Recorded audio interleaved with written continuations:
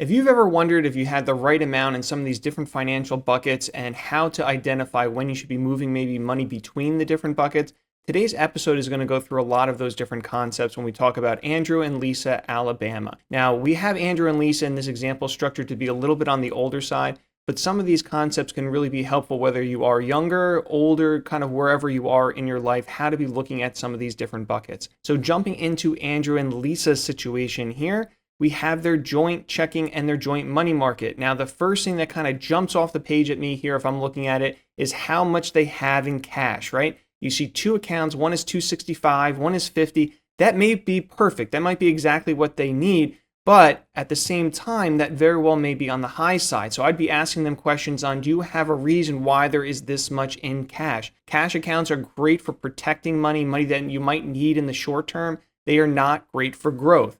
So let's say that Andrew and Lisa told me, hey, we're going to buy another home. We're going to be doing a really big renovation. Then all this excess in cash very well may make sense. On the flip side, if they say, it's kind of just building up over time, I'm not really sure where it's coming from, in that case, it's probably not really fitting. And I'm learning two things by that question. I'm learning that one, hey, they probably don't need all this money in cash, and we should probably be moving it down to this next bucket so it has higher growth potential than it may have in the bank. Number two is what they're telling me is that it seems like money's building up in cash, which means it sounds like more money is coming in than is going out, and there could be additional room for savings here as well. So again, whether retired or younger, that is a concept you should be looking for. My bank account's kind of going up over time, and if I don't need all that money, maybe I should be increasing the amount that I'm saving into some of my higher growth potential assets. Going into their taxable investment account, so we see this joint moderately conservative account, that very well may be appropriate for them. That's that second bucket that they would go to if they need money outside of their bank accounts. And because they're a little bit on the older side, in this example, moderately conservative may be very fitting. But for anybody, this is your flexible bucket. It is your non-retirement investment account. So it gives you that flexibility to go there first if you need any additional funds. Next bucket after that would be the retirement bucket. And here we see a couple other things that might raise some, not flags per se, but, hey, let's ask some questions. There might be some opportunities in here. Andrew's IRA is invested moderately at $1.5 million. If Andrew is a little bit older, maybe this account is not something that he's really needing to live on. With everything he has in cash, he's telling me that money is building up. The money that's coming out of this account, let's say there's an RMD or a distribution, maybe he's not really needing that money to live on, and that could be better, again, redirected into that joint account.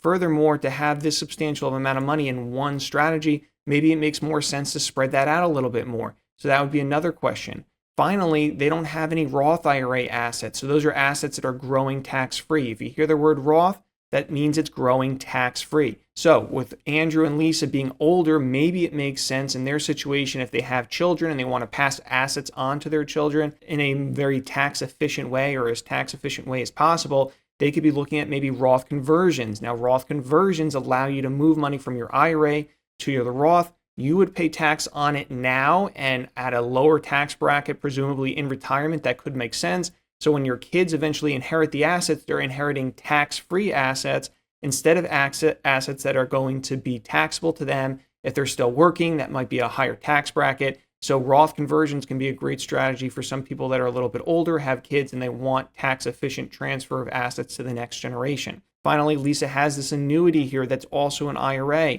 Anytime you see an annuity, you want to know why it's there. What does it have any special riders, whether income, long-term care, death benefits? Annuities, again, are one-on-one contracts between you and the annuity company. So understanding how they work, their benefits, their expenses, that's very, very important. For Lisa, in this case, because we built it out, we know, we built it out as an income annuity. And so that is providing her income. And so again, we want to be looking because they're older, the required minimum distribution, the RMD, how is this annuity working with her existing IRA? And again, any Roth conversion opportunities that might make sense. So a lot of things jumping kind of off the page here. Again, whether you're younger or older, is money building up in my cash account? Do I have the right amount in my emergency fund, right amount sitting in the bank? Am I putting excess money from that position into my joint account if it makes sense? So a lot of things to kind of be looking at here.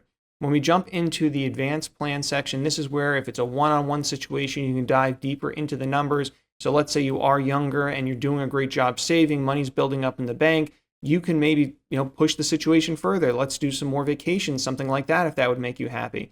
If it's a little bit of an older situation like Andrew and Lisa, maybe gifting more to kids, making sure that you can handle a long-term care scenario and that the spouse would still be okay. That would be something that in a one-on-one scenario might make sense, might give Andrew and Lisa a lot of peace of mind. So we have that built in here. You look through their expenses, how it affects the cash flow, how that affects the secure income sources, whether that's the annuity, Social Security, pensions, things of that nature, and of course, taxes as well.